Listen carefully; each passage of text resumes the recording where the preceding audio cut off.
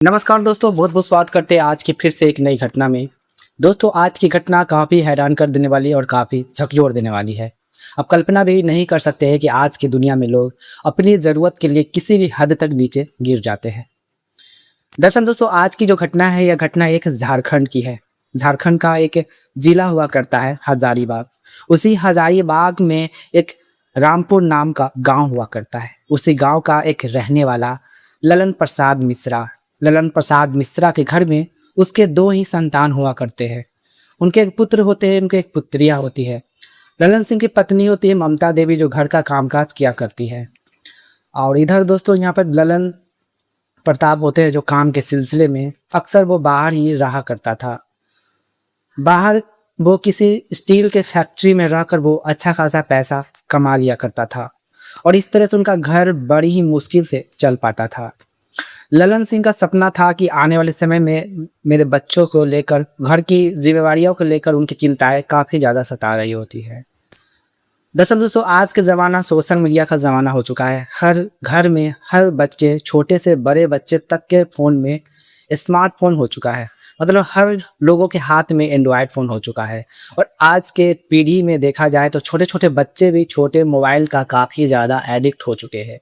और कहीं न कहीं ये सब सारी ज़िम्मेवारियाँ उसके पेरेंट्स पर ही जाता है। लेकिन दोस्तों, पेरेंट्स भी कर भी क्या सके। आज के ज़माना में आप खुद ही इसका देख सकते हैं कि पेरेंट्स के मना करने पर भी बच्चे रुक नहीं पाते हैं और उनकी आदत, लत उसके माता-पिता भी नहीं रोक पाते हैं। और कहीं न कहीं उसके बच्चे हैं जो फ़ोन किसी न किसी तरीके से यूज़ करते रहते हैं। दरअसल दोस्तों, उनके ललन के जो पुत्र और पुत्री थी, जिसका नाम था राजू और नंदिनी, दोनों की उम्र लगभग 16 से 17 वर्ष के बीच में हुआ करता है।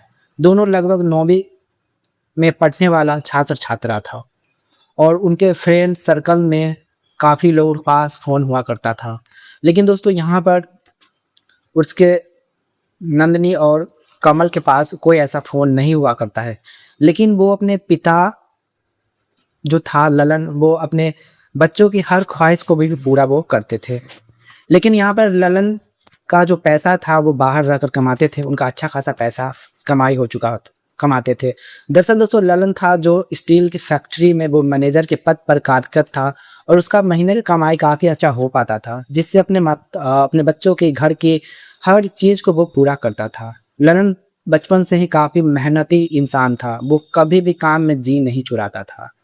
लेकिन दोस्तों, यहाँ पर ललन को एक दिन उसके बच्चे जो होते हैं कमल और नंदिनी, वो अपने पिताजी को कहते हैं कि पिताजी, मेरे एक फ़ोन चाहिए। इस फ़ोन की मदद से हम ऑनलाइन क्लास करेंगे, इससे ऑनलाइन पढ़ाई करेंगे, क्योंकि मेरे दोस्त लोग हैं जो घर पर ही अच्छा खासा पढ़ाई करके वो काफ़ी ज़्यादा नंबर लाते हैं और वो काफ़ी ज़्यादा पढ़ने में तेज़ है। और यह सब चीज़ को देखते हुए दोस्तों, कहीं न कहीं ललन को मन में अपने बच्चों के लिए एक पॉजिटिव संकेत मिलता है। दरअसल ललन जो भी सोचता है वो मन ही मन सोचता है कि चलो बच्चे ही हैं और वो आगे अच्छा ही काम करेंगे। और कहीं न कहीं दोस्तों, ललन जो होते हैं अपने बच्चों के कहने पर बलपूर्वक उन्हें एक स्मार्टफ़ोन, एंड्रॉयड फ़ोन दे देते हैं।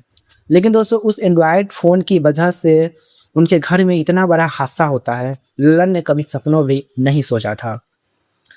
तो दोस्तों, आइए जानते हैं कि आखिरकार आगे ऐसा क्या घटना घटा है, आखिरकार ऐसा क्या हुआ है उन दोनों भाई बहन के बीच। आज की कहानी को पूरी विस्तार से बात करते हैं कि कहानी में दोस्तों आगे बढ़ने से पहले यह कहानी आप कहाँ के देखने वाले दर्शक हैं, कमेंट बॉक्स में हमें ज़रूर बताएं। और साथ में दोस्तों, कहानी से जुड़ी रहने के लिए हमारे चैनल को सब्सक्राइब अभी तक नहीं किए तो चैनल को सब्सक्राइब करके वीडियो को लाइक ज़रूर करें। जो समाज में हो रहे घटना आप सबके बीच हम लेकर आते रहते हैं।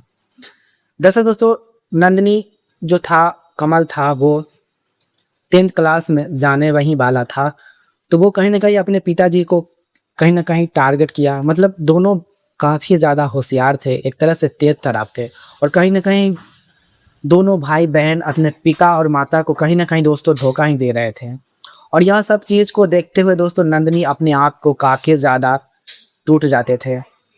और आने वाले समय में दोस्तों, नंदिनी अपने पिता को मजबूर कर देते हैं।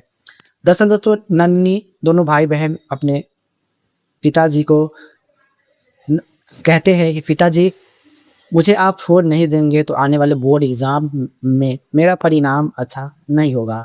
ललन अपने बच्चों के लिए मजबूर हो जाते हैं। कहीं न कहीं उसके बच्चे का बिहेवियर ललन को काफ़ी पसंद आता है, क्योंकि उनकी एक्टिविटी जो घर में वो लोग करते थे, कहीं न कहीं उसके माता-पिता गर्व करते थे। दोनों दोस्तों पढ़ने में काफ़ी ज़्यादा तेज़ थे और तड़ाक थे। और कहीं न कहीं ललन मन ही मन सोचता कि ये इसको फ़ोन देंगे तो ये अच्छे ही काम करेंगे। लेकिन दोस्तों कहते हैं ना कि नियत जैसी संगतियाँ वैसा लोगों के अंदर दिमाग में घुट-घुट कर भर ही जाता है। दरअसल दोस्तों यहाँ पर दोनों भाई-बहन जो स्कूल में पढ़ते थे, उनके जो भी फ्रेंड सर्कल थे, उनके पास कई तरह के सभी बच्चे के पास फ़ोन हुआ करते थे। लेकिन दोस्तों आज के ज़माने में सोशल मीडिया हो चुका है, कई के पास फ़ोन हो चुका है। कुछ लोग पॉजिटिव यूज़ करते हैं, कुछ लोग इसका नेगेटिव यूज़ करते हैं। और इन केस दोस्तों यहाँ पर ललन के जो बच्चे थे, जिस स्कूल में पढ़ते थे, उनमें से कुछ बच्चे फ्रेंड सर्कल में ऐसे थे, जो उस फ़ोन में नेगेटिव, पॉजिटिव दोनों का इस्तेमाल करते थे। और कहीं न कहीं दोस्तों यहाँ पर नंदिनी होती है और उसका जो छोटे वाले भाई कमल होते हैं, फ़ोन का ज़िम्मेवारियाँ सारा नंदिनी ही लेती है। नंदिनी फ़ोन लेकर स्कूल जाया करती थी। और बातों ही बातें में दोस्तों उसको फ्रेंड सर्कल में जब छुट्टियाँ होती है, छुट्टियाँ होने के बाद सभी लोग फ्रेंड सर्कल में एक तरफ बैठ जाते हैं, बातचीत करने लगते हैं। और इस तरह से दोस्तों कुछ फ्रेंड सर्कल में कुछ फ्रेंड होते हैं जो नंदिनी को फ़ोन में ऐसे तस्वीर को साझा करते हैं, जिससे नंदिनी को वो चीज़ें काफ़ी पसंद आती है। और नंदिनी अपनी सहेलियों से पूछती है, क्या यह मेरे फ़ोन में ऐसा हो सकता है? तो दोस्तों यहाँ पर वो फ्रेंड भी नंदिनी के फ़ोन में सारी चीज़ें बता देते हैं। नंदिनी जान जाती है कि कैसे आता है, क्या होता है, और नंदिनी वो चीज़ को घर पर लाकर उसको रिप्लेस करती है, मतलब यूज़ करती है, और वो उस चीज़ों को बार-बार नंदिनी को अच्छा लगने लगता है। और आने वाले समय में दोस्तों नंदिनी का फ़ोकस पढ़ाई में दिन पर दिन दोस्तों कम होता चला जाता है। और कहीं न कहीं दोस्तों कमल अपनी बड़ी बहन की इस बिहेवियर को देखकर वो शिकायत अपने पिताजी को करते हैं। और कहीं न कहीं दोस्तों ललन को बातों ही बात में ललन अपने बेटे कमल को डाँट देते हैं कि नंदिनी ऐसा कर भी नहीं सकती है। वो फ़ोन में कुछ पॉज़िटिव चीज़ या स्टडी कर रही होगी। लेकिन दोस्तों यहाँ पर जब भी नंदिनी उस फ़ोन को यूज़ करती, तो तब भी यहाँ पर दोस्तों कमल कहीं न कहीं परेशान हो जाता था कि आखिरकार यह फ़ोन ऐसा क्या एक्टिविटी कर रही है। और कहीं न कहीं दोस्तों दिन समय सब कुछ गुज़रता रहता है। लेकिन आने वाले समय में दोस्तों यहाँ पर नंदिनी का जो एक्टिविटी था फ़ोन में, वो कहीं न कहीं दोस्तों कमल एक दिन देख लेते हैं। लेकिन दोस्तों वो ऐसी चीज़ें थी जो कहीं न कहीं नंदिनी को तो अट्रैक्ट कर दी, लेकिन दूसरी ओर कमल को भी दोस्तों आकर्षित कर दिया। और वो तस्वीरें दोनों भाई-बहन की आगे दोस्तों मौत का कारण बन जाएगा, किसी ने सोचा भी नहीं होगा। दोस्तों यहाँ पर सब कुछ ठीक-ठाक चल रहा होता है। जैसे ही दोस्तों बोर्ड का एग्ज़ाम आ जाता है, बोर्ड की तैयारी उस दोनों भाई-बहन के अच्छा खासा नहीं चल पाते हैं। दरअसल दोस्तों बोर्ड के एग्ज़ाम में बीच पड़ाव में उसके पास एक फ़ोन हाथ लग जाता है, जिससे उनकी पढ़ाई पूरी तरह से दोनों भाई-बहन की चौपट हो जाती है। जिससे दोस्तों यहाँ पे उनकी तैयारियाँ अच्छी खासी नहीं होती है। दूसरी ओर दोस्तों ललन का इंतज़ार रहता है कि मेरे बेटे की रिज़ल्ट्स मार्क्स अच्छे आए। लेकिन दोस्तों यहाँ पर ललन अपने आप को अपने बेटे के इस रिज़ल्ट को लेकर काफ़ी इंतज़ार करते रहते हैं। जैसे ही बोर्ड का समय आ जाता है, बोर्ड की एग्ज़ाम चलती है, एग्ज़ाम चलने के बाद दोनों भाई-बहन का ये सिलसिला काफ़ी दिन तक चलता रहता है। दोनों की पेपर अच्छा खासा नहीं जा पाते हैं। दूसरी ओर दोस्तों जैसे ही रिज़ल्ट का समय आता है, रिज़ल्ट का समय आने के बाद नंदिनी का रैंक काफ़ी ज़्यादा डाउनफॉल देखने को मिला। और कहीं न कहीं दोस्तों उसके जो भाई था, उसका भी रैंक कहीं न कहीं डाउनफॉल देखने को मिला। और इस तरह से दोस्तों उसकी रैंक को देखते हुए दोनों भाई-बहन के ऊपर कोई भी ऐसा असर नहीं पड़ते हैं। और इस तरह से दोस्तों जैसे ही उसके पिताजी ललन फ़ोन कॉल करते हैं अपने बेटों की रिज़ल्ट सुनने के लिए, उस रिज़ल्ट को देखकर उस पिता के सर से आँसू आ जाते हैं कि आखिरकार सब मेरी ही गलती है।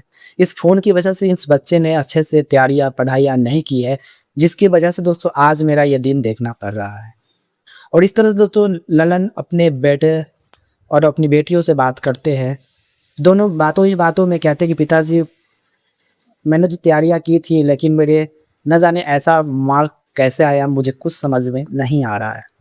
और इस तरह से दोस्तों यहाँ पर ललन होते हैं जो कहते हैं तुम्हारे पास जो भी मैंने फ़ोन ख़रीदा है, उस फ़ोन को अभी का अभी तुम उस फ़ोन को दूर कर दो, उस फ़ोन को बेच दो।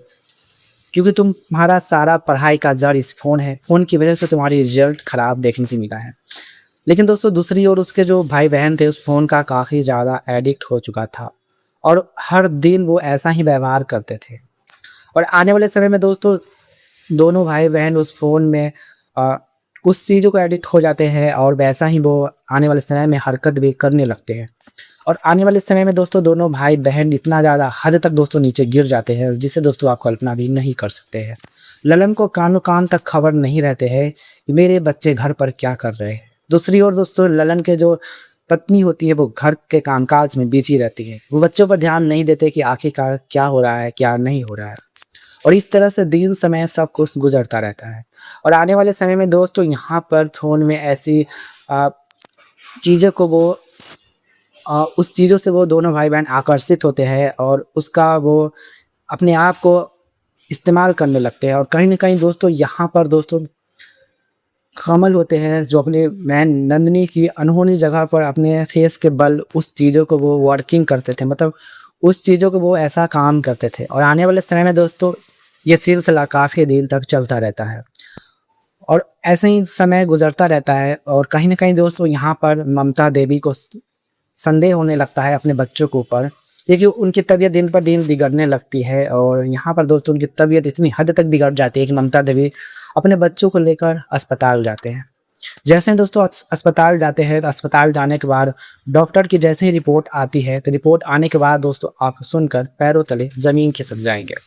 दरअसल दोस्तों यहाँ पर रिपोर्ट में ये बताया जाता है कि नंदिनी और कमल को HIV मतलब एड्स की बीमारी दोनों की प्रकट चुकी थी। और कहीं न कहीं दोस्तों यहाँ पर कमल और नंदिनी का ये बीमारी का वो शिकार हो चुकी थी। और आने वाले समय में दोस्तों यहाँ पर फ्रेंड सर्कल में रहने की वजह से कहीं न कहीं नंदिनी की ये पड़ाव आने वाले फ्रेंड के साथ भी ऐसा एक्टिविटी चलता रहता था। लेकिन यहाँ पर दोनों भाई बहन को कानो कान तक खबर नहीं होते हैं और दिन समय सब कुछ गुजरता रहता है।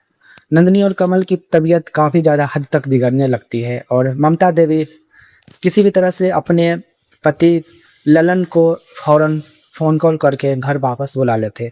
ललन अपनी बच्चों की इस स्थिति को देखते हुए वो घर पर बिना कुछ सोचे समझे रवाना हो जाते हैं। जैसे ही घर पर आते हैं ललन जितना भी पैसा कमाए हुए था, जितना भी पैसा वो सेविंग किए हुए था, सारे पैसे अपने बच्चों पर न्योछावर कर देते हैं। और न्योछावर कर देने के बाद फिर भी उसके बच्चे नहीं बच पाते हैं। और इस तरह से दोस्तों यहाँ पर ललन के दोनों पुत्र और पुत्रियाँ यानी कमल और नंदिनी की दोस्तों मौत हो जाती है। मौत हो जाने के बाद दोस्तों ललन का जो भी सपना था वो एक तरह से मिट्टी में मिल जाते हैं। और कहीं न कहीं दोस्तों वो पिता का जब पता चलता है अपने बच्चों के बारे में तो वो गर्व से कहते हैं कि ये इनके साथ बिल्कुल भी सही हुआ है।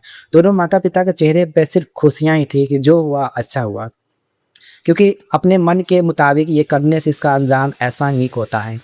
दोस्तों आज फ़ोन की वजह से ऐसा हादसा उन दोनों के साथ हो चुका है। तो यहाँ पर दोस्तों ये सही हुआ या गलत हुआ कमेंट बॉक्स में ज़रूर बताएं। और आज की कहानी से किसी का दिल दुखाना ठेस पहुँचाना मेरा मकसद नहीं है, बस आप सबको जागरूक करना है कि आखिरकार आज के दुनिया में लोग कितना हद तक नीचे गिर जाते हैं।